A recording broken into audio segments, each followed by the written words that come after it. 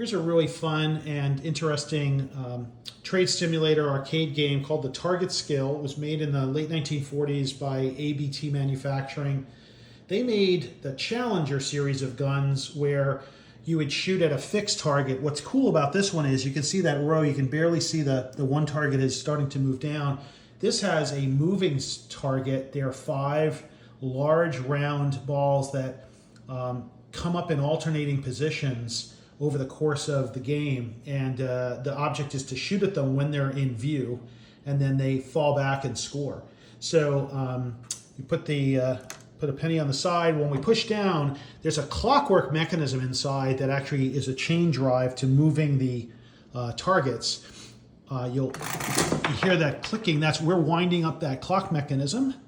And let me get a good aim here, or a good, focus. And when I let go, you see, I caught the corner of one. The gun is nice and strong.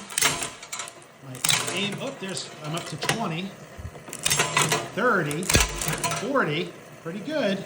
And that was the 10 shots. So I did score up to 40. And this is the Target Skill ABT trade stimulator arcade game from the late 1940s, post-war.